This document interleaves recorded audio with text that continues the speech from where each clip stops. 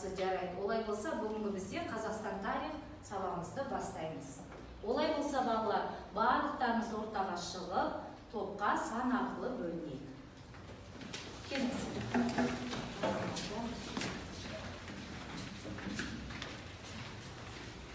Ал енді балалар, олай болса, біз топқа бөлінейік. Яғни топты 3 санын қайталау арқылы топқа бөлінеміз. Бастаңыз. Екінші. 3, 1, 2, 3, 1, 2, 3.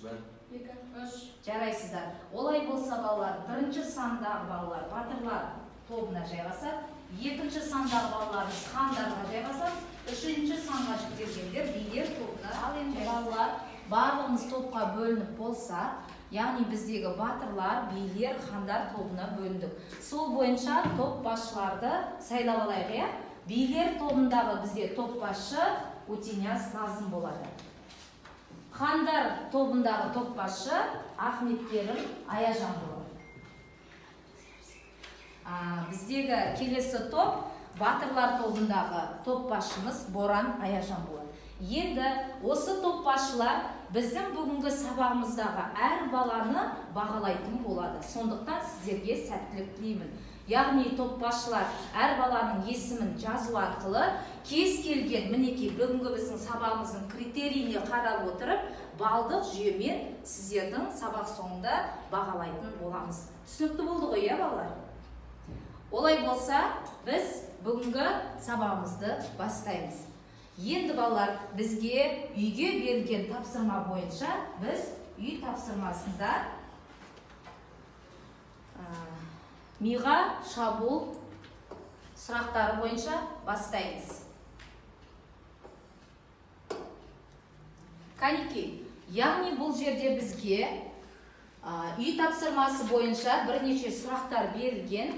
Сол сұрақтарға жаңағы әрі толық, әрі тез-тез жауап берілген. Ал олай болса, балалар, төртінші сұрағымыз бізде бірінші Петр қай жылы Бухгольц басқарған экспедицияны жабдықтау туралы жарлыққа қол қойыпты? Кәне Назым? 1714 жылы 22 мамырда. Жақсы, отыра қойыңыз. Келесі сұрақ. Сібір ертіс және Қалыбын шептерінің негізін қалаған кім?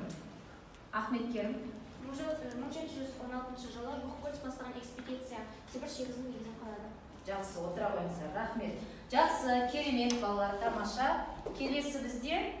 Ал жақсы, олай болса балалар, біз үйге сәл шолу жасадық үй тапсырмасы бойынша. Енді барлығымыз бері қараймыз.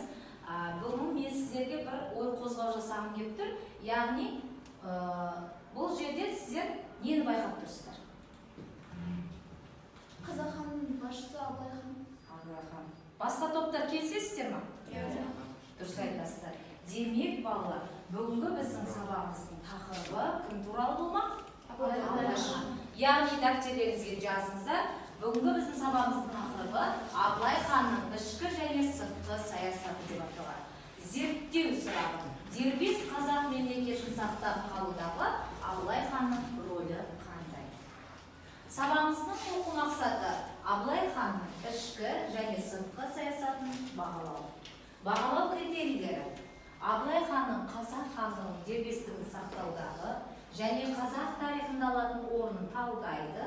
Абылай ханның сыртқы саясаттағы дипломатиялық қатынасына баға беретін боламыз. Абылай ханның балалық шағы туралы не білесің? Билікке қалай жылы келді? Абылай ішкі саясатты қалай жүргізді? Абылайдың арманы қандай болды? Ол қай жерлерде ағаш үйлер салды? Абылай туралы қандай шығармалар бар? Сұрақтарға жауап беруге тырысайық. Абылай ханның балалық шағы туралы не білесің? Бұқар жыраудың «Ей Абылай, Абылай» өлеңі.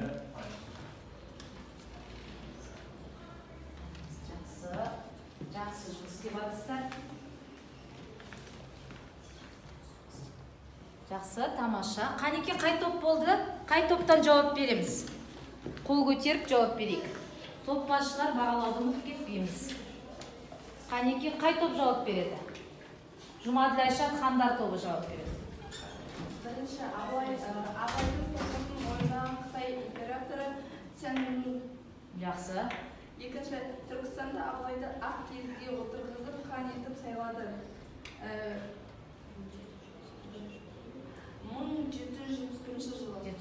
Жақсы, қалған басқа топқа берейік. Кәнеки, қай топ? Билер тобы ма? Батырлар тобынан Нұртуғанға берейік.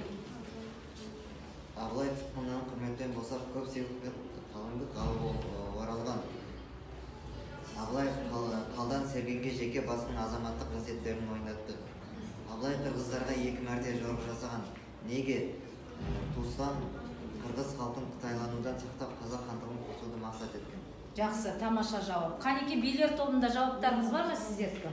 Алтайыр жауап береді. Абылай көрші Қытай мемлекеттерінің мемлекетке келіп отырған қазақ халқына аман алып қалу үшін. Дұрыс айтады. Қазақ халқына. Барлығымызда осындай болды ма екен балалар? Сәйкестендіру. Жақсы, олай болса. Топтар дайын болса, қай топ дайын қол көтереміз? Ал батырлар тобы дайын екен?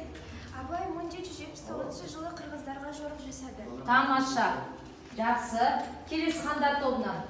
Абылай 1781 жылы Қожа Ахмет Яссауи кесенесіне жіберді. Жақсы, тамаша. Келесі топ. Нұрислам. Абылай хан намысты адам. Намысты адам. Жақсы. Ерасыл. Абылай хан әділ және жаужүрек адам болған. Тамаша. Келесі Ахметкер. Жанардан жашай алмаған істерін жасады және 3 арманы болды. Жақсы. Асел. Абылай хан шексіз билікке ие болды. Дұрыс айтады. Тамаша. Абылай хан өзінің еліне көптен көбейтті. Тамаша. Ердәулет. Төре болды. Төре болған. Келісеміз. Боран Аяжан. Қазақтар шабуылға кеткен кезде Абылай деп айқайлаған. Тамаша. Жұмаділ Айша. Абылай хан жоңғарлардан жерді қайтарады. Жақсы. Назым. Абылай хан әділ жан. Жақсы. Тамаша балалар. Бүгінгі осы тапсырмамызда Абылай хан туралы көп мағлұмат алғандарыңыз көрініп тұр екен. Балалар, біздегі келесі тапсырмамыз бұл ақиқат, жалған мәліметтерін анықтау. Олай болса мен әр топқа өзімнің кестемді беремін. Сол бойынша бұған уақыт, бірақ мен уақыт бердім. Тездетіп отырып, ақиқат жалғандығын анықтайық. Кәнеки, уақыт кетті. Әр топтан жауап беруге тырысайық. Кәнеки, бастаймыз ба? Ал қай топ жауап береді? Бірінші сұрақты оқиды, ақиқат жалғанын бірден айтады. Боран Аяжан. Бір орталыққа бағынатын мемлекет құру үшін күресті ақиқат. Ақиқат, келісеміз ба? Жақсы, тамаша. Келесі сұрақ. Қазақтар арасындағы барымта мен қақтығыстарды тоқтата алмады дейді. Кәне, кім айтады? Ахметкерім. Тамаша, ақиқат па жалған ба? Жақсы. Келесі сұрақ. Халықтың егіншілікпен, балық шаруашылығымен айналысуына қолдау көрсетті. Ақиқат па жалған ба? Ерасыл. Жақсы, тамаша. Келесі, сот билігін жойды. Сұлтан, ақиқат па жалған ба? Жалған, дұрыс айтады. Келесі, үй құрылысы жұмыстарымен айналысты. Ақиқат па жалған ба? Ақиқат. Тамаша, кестік. Тамаша. Келесі біздегі тапсырма балалар. Кластер құрамыз. Яғни мен әр топқа Абылай хан бүгінгі сабағымыз бойынша әр топ ортаға қарай қойып, сіздер жаңағы кластер құрасыздар. Абылай хан бүгінгі тақырыбымыз қандай адам болған?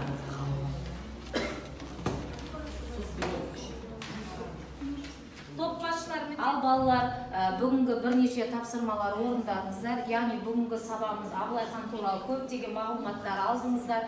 Енді топ басшылар сіздер мына бағалау парағын бағалап, берілген балдарды қойып, міндетті түрде жаңағы келесі балдарын жазып отырыңыздар.